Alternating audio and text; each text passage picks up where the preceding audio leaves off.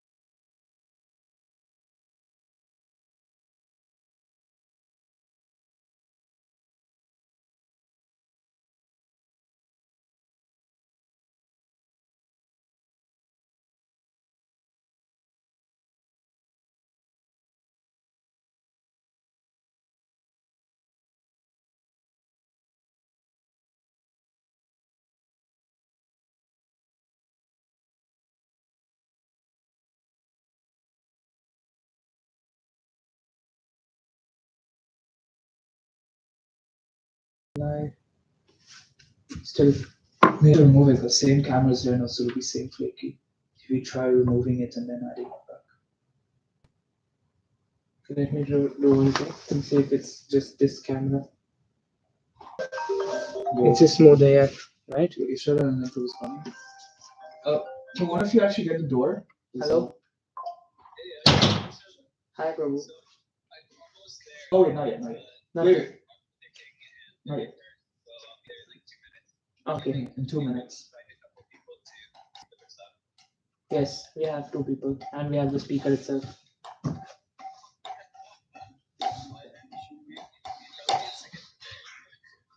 He's prepared, he says. No, this is stressing me out, man.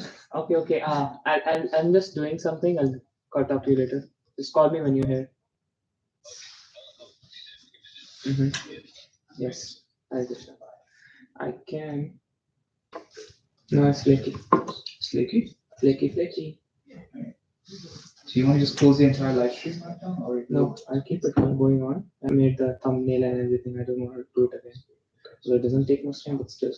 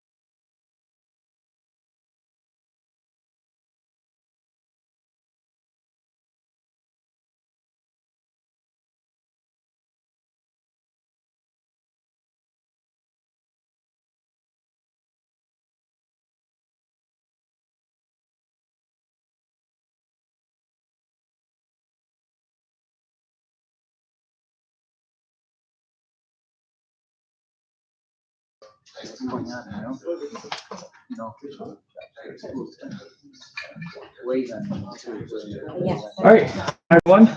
So, shall we start?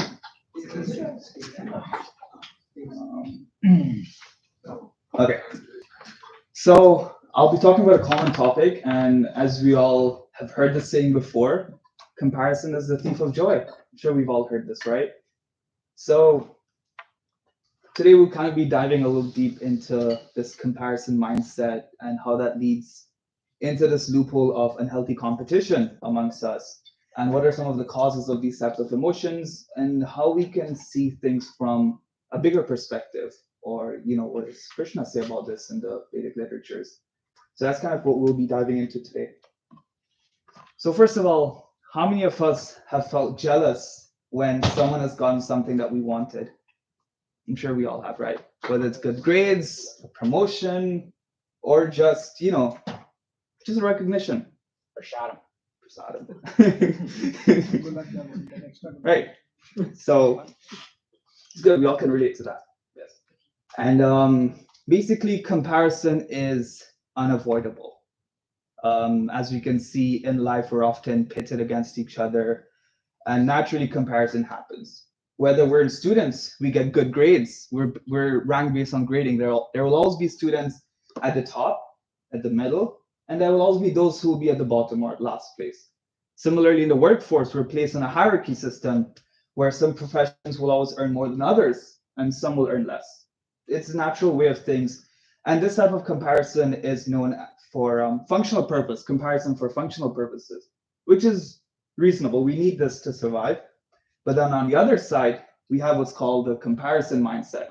That is something which is a little bit undesirable. As you can see here, we have these two students, and one of them got 9 out of 10 on an exam. And look at how that other student is looking at them, just getting a 5 out of 10. So the facial expression says a lot. And that's kind of what we're going to be talking about today. Oftentimes we compare ourselves with others from the perspective of our own value. Many of the times if someone gets a good grade and we get a lower grade, then sometimes we might deem ourselves as worthless. It's natural. And similarly, if we see someone else earning more than us or getting a promotion, then we typically might become envious of them, or we perpetually think low of ourselves. And so this leads into the whole concept of unhealthy competition. And I'm not saying competition is a bad thing. It can also be a good thing. As we can see here, the gopis, even in the spiritual world, there's competition amongst gopis. Who can make the most beautiful garland for Krishna? Like that, they think. So one gopi is making a beautiful garland for Krishna. Prabhupada shares his story. And the other gopi sees and tells herself, my garland is not as beautiful, but that's okay. I can try learning from this other gopi, and maybe I can also make a beautiful garland for Krishna. So that is how the mindset is in the spiritual world. They'll never condemn each other. Rather, they'll appreciate and seek inspiration from others. You won't really see a gopi saying, oh, she made a beautiful garland for Krishna. I can make a better one. What's the big deal? You won't really see that happening, or at least I don't think so. So oftentimes there won't be any, looking down on each other or any type of jealousy or envy, which is something we'll dive deeper into later on.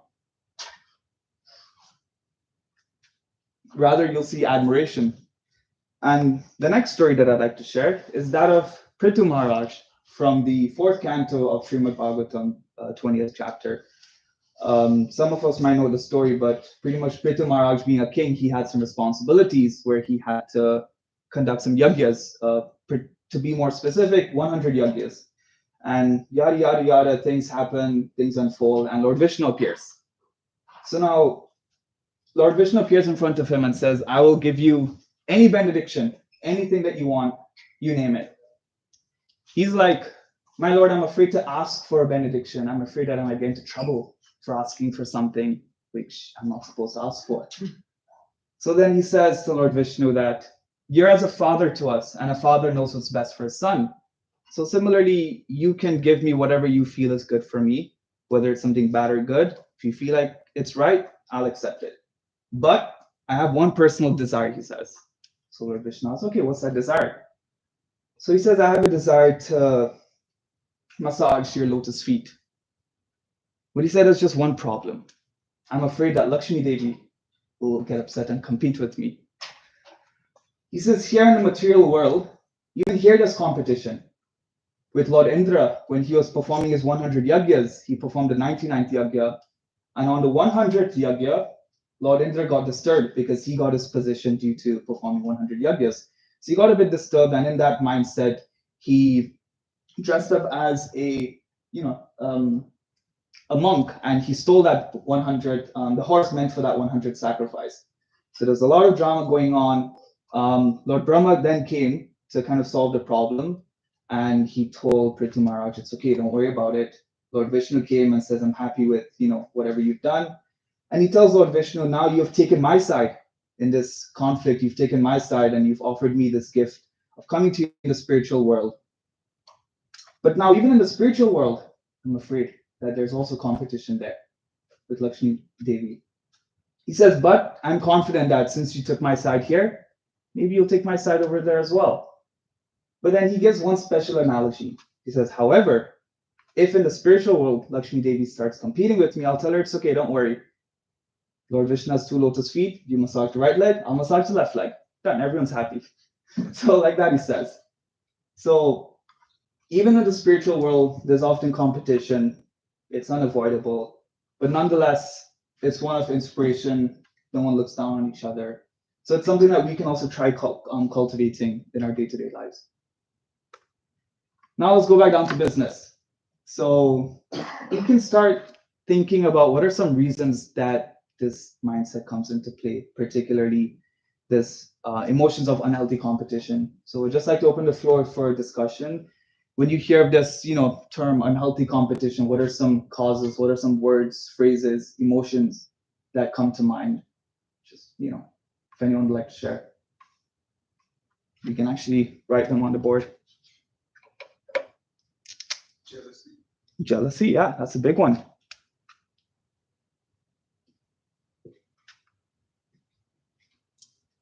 Jealousy. Anything else?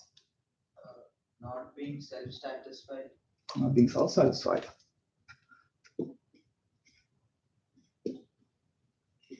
Validation.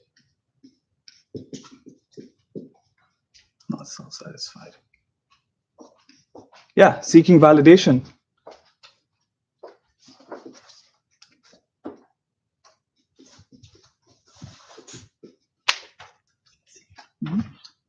Anything else? Sorry?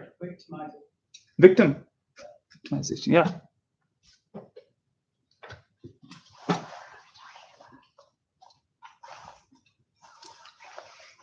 Anything else? Sense of unworthiness. Yeah, sense of unworthiness.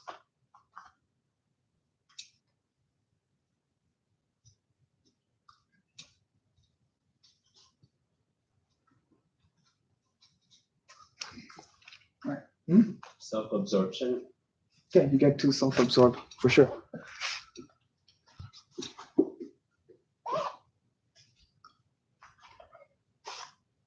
I forgot. Anyways. Well, what about the most important one? Envy. That also causes unhealthy competition, right? The first is also envy, right? It is. Jealousy. Jealousy and envy kind of go hand in hand. So yeah. Ego. Ego. That's also a really good one, yeah. So here are a few. A lot of what you mentioned kind of falls into one of these categories, or a lot of them are very similar. So just something for us to think about. And essentially, there are 2 mindsets when it comes to this unhealthy competition. As you can see here with the crabs. Why do you think we all feel okay just keeping crabs in an open bucket? They won't escape. They try to. There's a lose-lose mindset. If I can't have it, neither can you. So oftentimes in this world, we feel bad when we see others succeed, and we want to succeed at any cost. And some people are willing to go to any extremes to make that happen, and that's called the win-lose mindset. And I think a couple semesters ago, we spoke about this in one of the sessions. I really liked it. So the win-lose mindset is basically where I want to win at any cost, even if it means bringing you down. But then here, there's the lose-lose mindset, where if I can't have that, then why should you? Neither can you. So you kind of drag the other person down as well into that, play with you.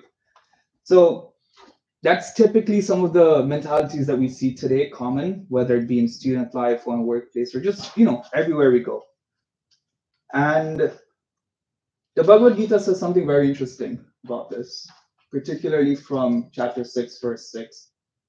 Just like to ask if anyone would like to read. You don't have to read the Sanskrit, but if you'd like to, you're more than welcome to. But even the translation is more than enough. If anyone would like to. Akshay? Just the translation, that's it. For him who has conquered the mind is the best of friends. But for one who has failed to do so, his mind will remain the greatest enemy. Yeah, so this is a very popular verse in the Gita, and it can be applied to so many things in our lives. But one perspective we can look at it from, or one angle we can look at it from, everything starts in our mind with our thoughts, right? Whether it be positive or negative. So the same situation in life, we can look at it from two perspectives, one of envy and jealousy, or one of appreciation and inspiration. So what are some ways we can train our mind to kind of see the bigger picture in life? Well, the first thing we can do is healthy competition. Compete with yourself.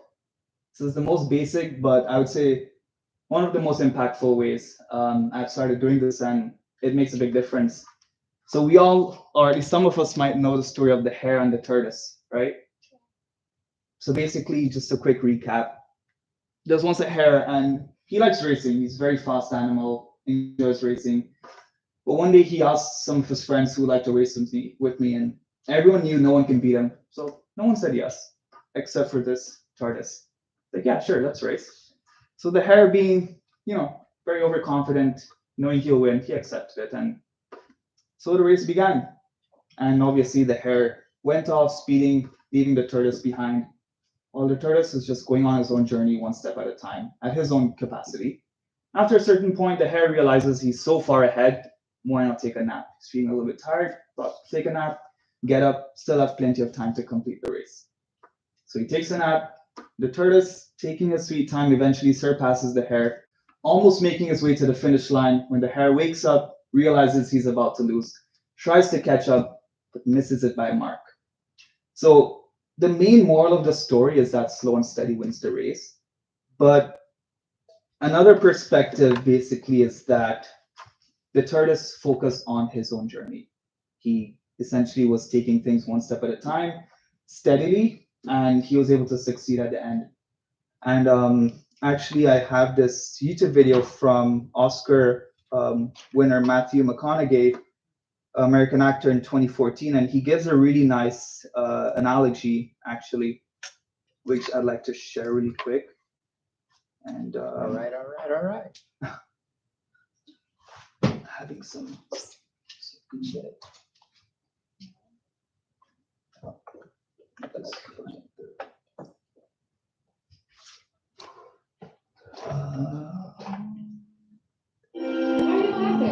Wait 1 second.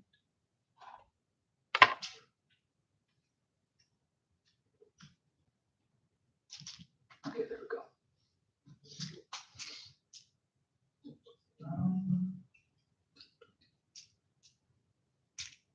Yeah. The most proud of me. Thank you. And to my hero, that's who I chase. Now, when I was 15 years old, I had a very important person in my life come to me and say, "Who's your hero?" And I said, "I'm not going to think about that. Give me a couple of weeks." I come back 2 weeks later. This person comes up and says, "Who's your hero?" I said, "I thought about it. You know what it is?" I said, "It's me in 10 years.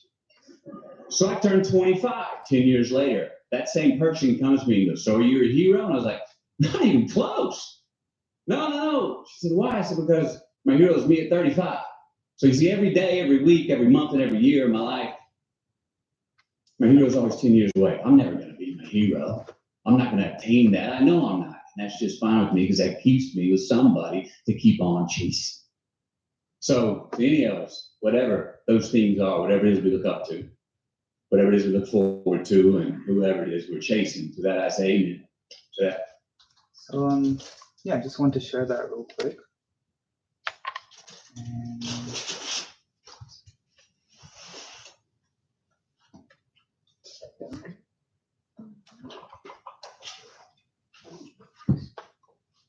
So we can also start, implementing a similar mindset and competing with ourselves rather than getting jealous when others may be ahead of us. We focus on our own journey, working towards our own aspirations and our own goals. And what that does is that it not only gives us that sense of satisfaction, which someone mentioned here, I'm not self-satisfied, but it also clears our mind from, these kinds of envy and jealousy. So I found that was a really nice story. And even the late Steve Jobs, founder of Apple, he said that competing with others is a distraction from our inner creativity. If we compare ourselves with others too much, we succumb to ordinariness. Worst case scenario, we become boring. Even Gorgopal Prabhu mentioned in one of his books, Life's Amazing Secrets, that there was a small child. He was learning the traditional Kathak dance, and one day in a class, he noticed he was missing all his steps, wasn't able to, synchronize properly. So he asked his teacher, "When will I be as good as the other students? When will I be able to dance as gracefully as them?" Teacher says, "Once you stop comparing yourself to others, that's when you'll be able to do it." Teacher said that your goal is simply to be better than you were yesterday. That's it. And I really like that mindset. Gaurav Prabhu also mentions that we should be open-minded and willing to, continue growing by seeking inspiration from others, and also just looking back on our lives and thinking, okay, 6 months ago, what's the kind of person I was, and what are some of the qualities I've achieved in this time? Am I more patient, or more tolerable, that sort of stuff? And I mean, obviously 5 years before, none of us would have thought that we would be here today studying this degree, being here on a Friday night. I'm sure we all would have been doing other stuff on Friday night. So I just want to share that. And then the next theme, complementing and appreciating. As you can see, these colors complement each other quite well. So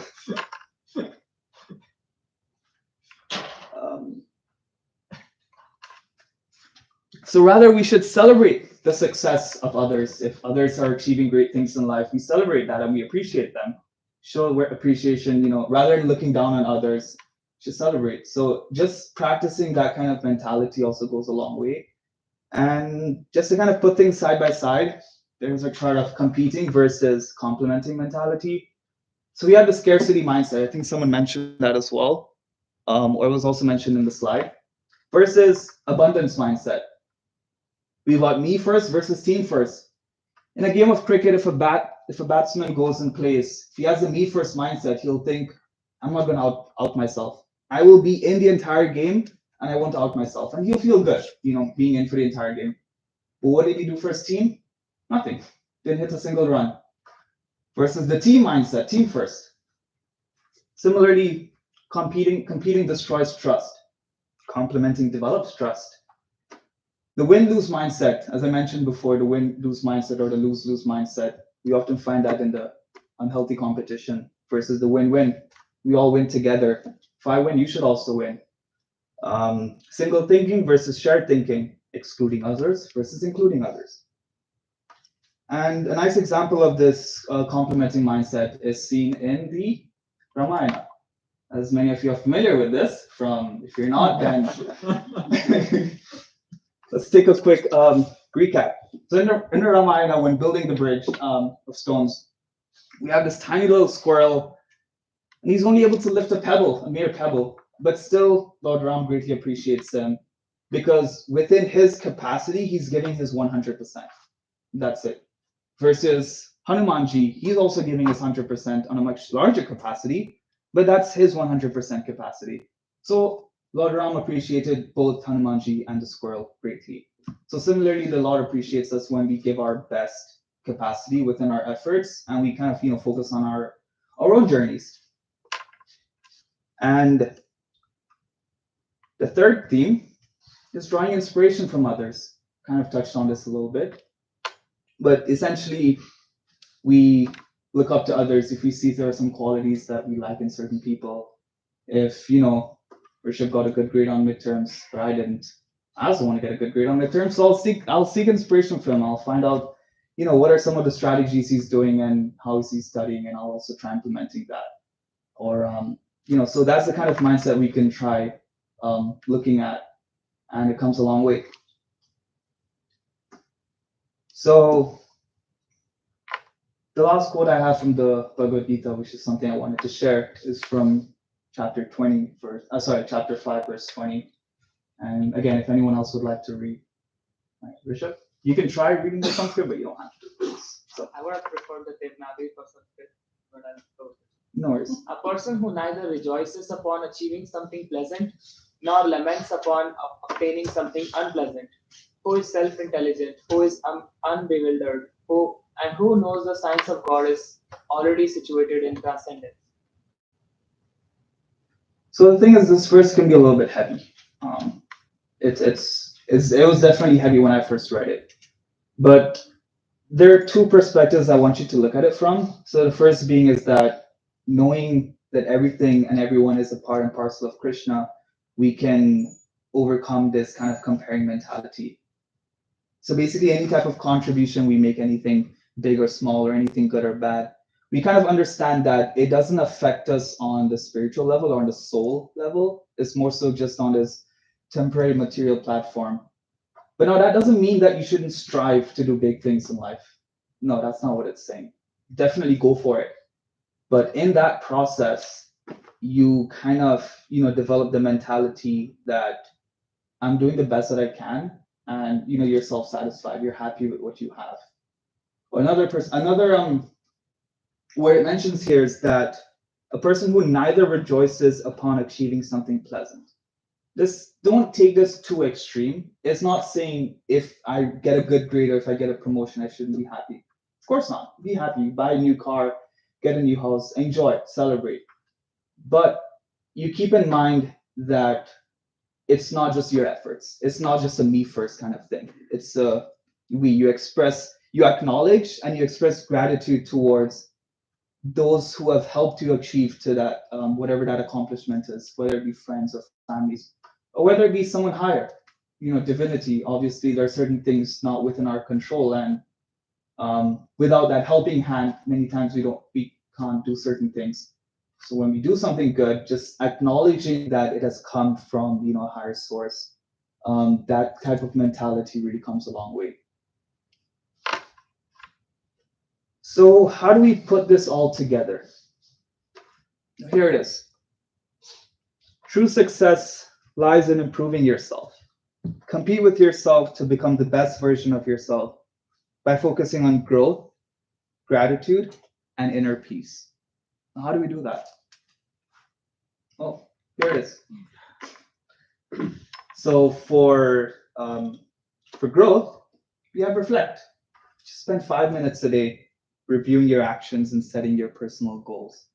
What do you want to be? What are some qualities that you'd like to have?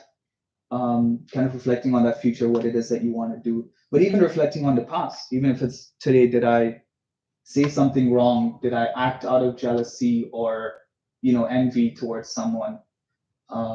6 months ago, where was I, and now where am I? Just that kind of giving yourself that time to reflect on those thoughts and those experiences, and also what you aspire for comes a long way. And then secondly, for gratitude, there's appreciate. I started, doing this gratitude journaling where you kind of write down qualities you admire in others and you try to learn from that. So that also comes a long way, just kind of writing down some of the qualities that you've observed in other people and what you kind of aspire to acquire. Oh, there was also something really nice I forgot to mention. I am very sorry. The story of the squirrel. Krishna is more attracted to our service attitude and our mood of gratitude rather than magnitude.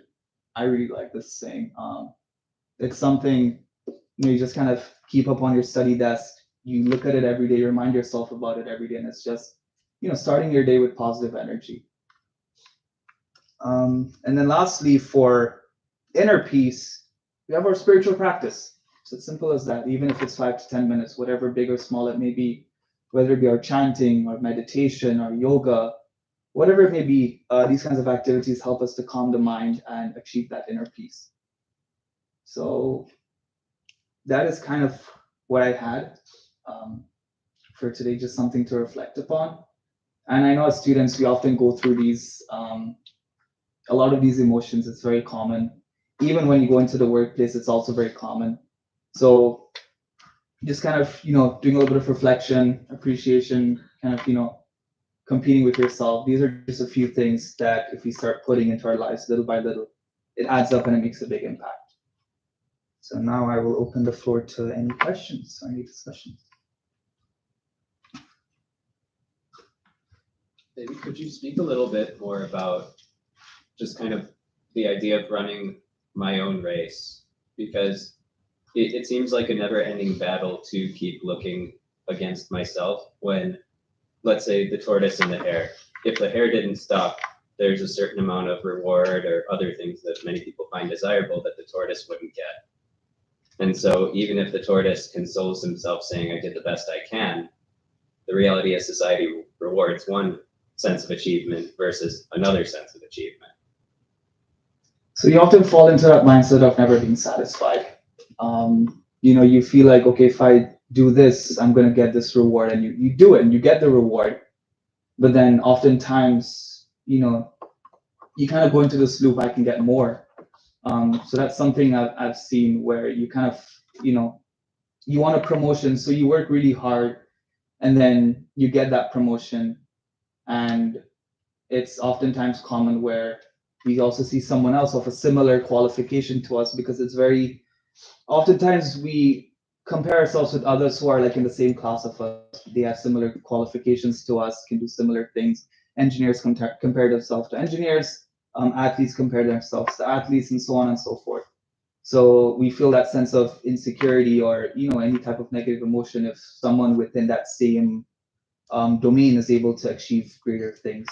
And having that drive to achieve greater things as well is okay, but then we shouldn't get caught up into that overachievement, how much is too much kind of thing. So that's also something on a more personal level, we all decide on our priorities and how much it is that we want to acquire. And being more aware or being more conscious, you kind of realize in life. So for example, as I said, you get a promotion, maybe someone's making $100,000 and now you see someone else making 120. How do you feel about that? Do you have that urge to also work hard and make 120? Or are you like, I'm kind of happy where I am? You might most likely consider trying to go for that 120 as well. If you can do it, I can do it. And that's natural. But then when you get there, how do you feel now? You might meet someone else who's making 150. So, and you kind of go into this infinite loop. So is this something to be mindful of in life, and just kind of knowing where our sweet spot is and what we want and how much we're willing to go for that, or how far we're willing to go for that. Did that make sense? Or was it something else? So maybe if you could talk a little bit more like how we use a compass of like, if I see myself going this way, how do I? So in the event of that, it's hard for us to kind of realize, the path we're going, if we're going offward, because it's common for us to go down that path. And there are a few things that can help us bring us back. So obviously the first thing is just kind of reflecting, but by itself, it might not help. Usually the association that we keep, the friends that we keep, or the, people who we have older to us, if we have someone who we look up to or someone who we see as a teacher, then oftentimes they're the ones who can kind of guide us, telling us that, hey, you're going down this path, because they oftentimes can see things way further ahead than we can. So that's something which kind of, goes a long way to bring us back on track.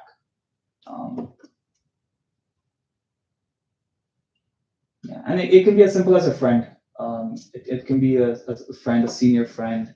It can be a family member. It can be a guru. It can be anyone. As long as you look up to them for guidance, then that's a big thing. I found it interesting that you found that verse to be really heavy. Because when I read the verse the first time, I was like, oh, yes, I get this, because we tend to be so volatile, in terms of, I get so happy, I'm at a high when I'm winning, and then when I lose, I'm at a low. So you're constantly like going through this duality and ups and downs. It's almost like you're this high octable, operating on a high octable rather than just on a steady path. Mm. So like, the idea was like, to me, it was like, it made so much sense to not get carried away and not to dwell on the highs or the lows, and just understand that it ebbs and flows, and that for every high, there's a low anyway. So I should expect it rather than be surprised by it. Mm. And also appreciate both sides, because I'm learning on both sides. So I don't know. I just wanted to mention that because I just found your perspective interesting there. Yeah, that was a really nice. That was a really nice point. If I may, Girish, I think contentness comes to mind, right? Mm. So, our ability to be satisfied with what we have, and spiritual practice helps us to develop that contentment. So we tend to start to focus more on our spiritual rewards, and start to understand the material rewards. Sometimes, like that verse was saying, sometimes you're going to get them, sometimes you're not. That's one aspect. And then I grew up playing sports just like a lot of people here. Yeah. So competition Is innate to some people. Yeah. Like for me, competing is like, it's ingrained in the Western culture for sure, right? And so I had the hardest time with this topic when I first came to Krishna consciousness. It was one of the topics I used to actually do. Rajani, I'm like, I just don't get it, right? And so I'm so happy that you brought this up, because your whole point is, how do you compete and still be situated in your spiritual platform, right? Spiritual life. And so what's been helpful for me is you enjoy the competition for what it is. Yeah. The competition itself. Even while competing, you're still friends. Yeah, and not necessarily the results itself. If you focus, like Keshava Maharaj always says, you focus on the results and you're going to forget the journey that got us there, right? And so the whole, like from a spiritual perspective, competition could be a wonderful thing if that's your thing, right? Yeah. Some people don't like competition, but if you enjoy competition, enjoy it for its sake, What it is. instead of focusing on. I think you did a great job of mentioning that we shouldn't be so focused on the results, right? There's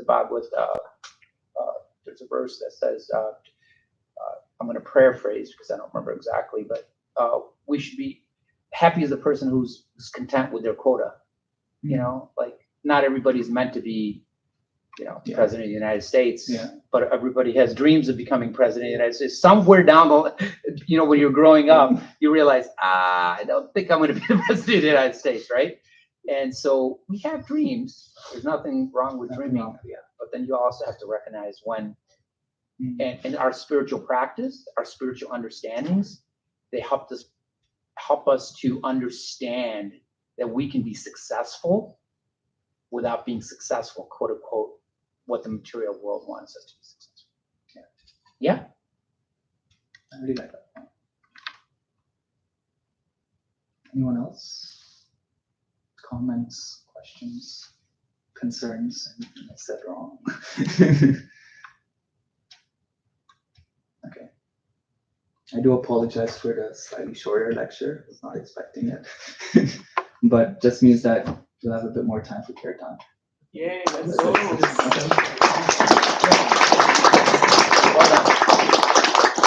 Well done.